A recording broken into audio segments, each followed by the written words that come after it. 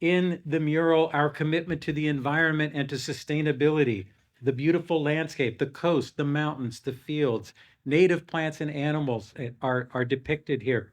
You will see how our history is intertwined with that of the peninsula, with two of our historic campus buildings, the Lara Soto Adobe, where John Steinbeck lived and completed The Pearl. Maybe you read it in high school like I did. And the Siegel Building, which is right behind the Lara Soto Adobe and is in the center of the mural, which was a Carnegie library serving the community for many years. You'll see most notably our mission and our passion for languages reflected in the border surrounding the mural with the word peace, as Ellen said, in over 40 languages. This is based on a list of the languages spoken by our students in the 2023 school year, as well as the languages that we teach here and many languages spoken in the broader Monterey community, including Chinese, Japanese, Italian, Tagalog, and Rumsen.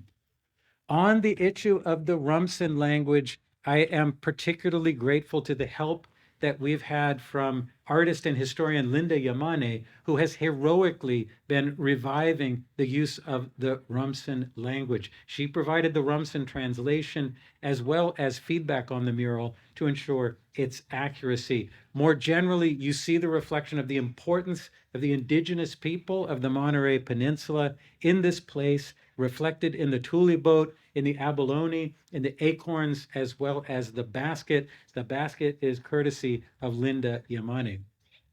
I'm excited that the official name, yes, by all means. I'm excited, like Ellen, that the title of this mural is Advancing Peace Together. The people in the center of the mural were inspired by a photo that was taken out in front of the Siegel Building in the early 1970s with faculty and students. There were a lot of bell-bottom pants in that photo, I'm telling you. So Guillermo made the more of the stovepipe pants that are, I think, more customary today. I wish we'd left one of the bell-bottom figures in there, but in any case, we were inspired by the mixture of the students and faculty out in front of the building, talking with each other, debating things. You could take a picture today and it would have a similar feel. We believe that change happens through people to people connection across languages and cultures. We've seen, and many of you have experienced, that friendships forged here last a lifetime.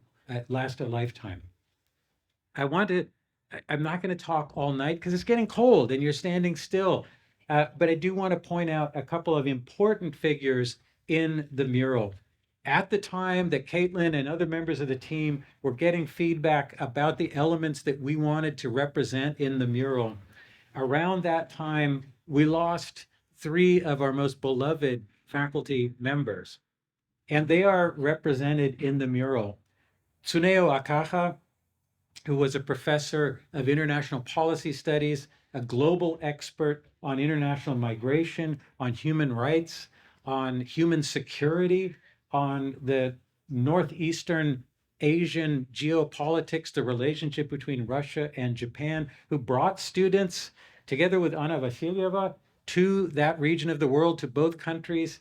He embodied so many of the things that we're proud of here, including scholarly rigor and scholarly impact, but also compassion for his students and compassion as a teacher. He is much missed. He is depicted in the mural.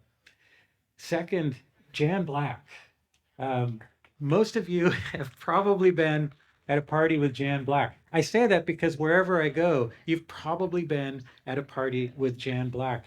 We had a memorial for Jan when she passed right here in Pierce Street. Hundreds of people came to celebrate her life. And I reminded people of two sayings, two famous quotes, which for me embody Jan's contribution to the world and to the Middlebury Institute. Number one is something that Karl Marx said. Karl Marx said, the problem is with philosophy is we're trying to understand the world, but the real job is to change it. And that's the kind of thing that Jan would say. The second quote is from Cole Porter, who said, it's never too early for a cocktail.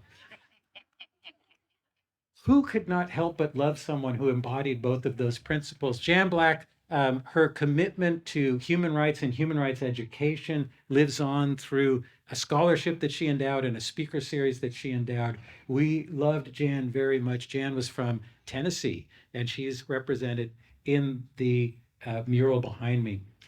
The third colleague, much beloved, who is represented here, Edgar Colli.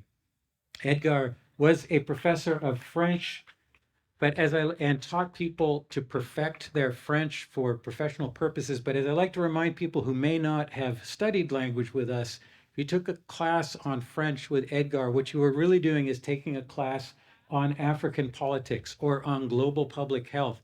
You worked in the language that you are seeking to perfect on the subject matter of interest to you. He really embodied that, what we call the content-based instruction model. And I am especially pleased that Shirley and Fabrice Colli are here with us to celebrate the inauguration of this mural with Edgar so prominently depicted. Thank you so much for coming. So we had nearly 60 volunteer painters working over the past 6 weeks. Volunteers, any volunteers here who painted on the mural? You can raise your hand, please. There's Amy Sands. Thank you, Amy. Excellent. Yes. Special shout out to our youth volunteers. Are there any talented high school art students from North Salinas High School here? So glad to have the help of everybody.